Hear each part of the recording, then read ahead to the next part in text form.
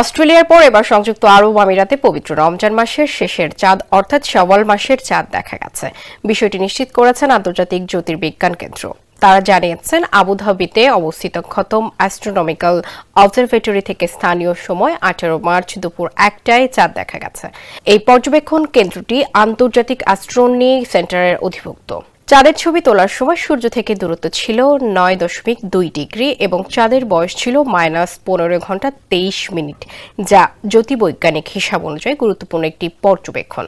বিশেষজ্ঞরা বলছেন এই ধরনের বৈজ্ঞানিক পর্যবেক্ষণ নির্ধারণে গুরুত্বপূর্ণ ভূমিকা রাখে।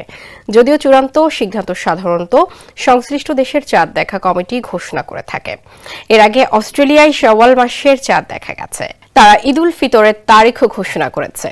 দেশটির রাষ্ট্রীয় সংস্থা অস্ট্রেলিয়ান ফতোয়া কাউন্সিলের তথ্যমতে 1447 হিজরি সালের রমজান শেষ হবে বৃহস্পতিবার অর্থাৎ 19 মার্চ।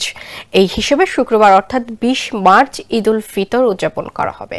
এই অবস্থায় বাংলাদেশে ঈদ উল ফিতর কবে, এই প্রশ্নের চূড়ান্ত জবাব পাওয়া যাবে 19 মার্চ সন্ধ্যায়। ওই দিন জাতীয় চাঁদ দেখা কমিটির গুরুত্বপূর্ণ বৈঠক অনুষ্ঠিত হবে, যেখান থেকে শাওয়াল মাসের চাঁদ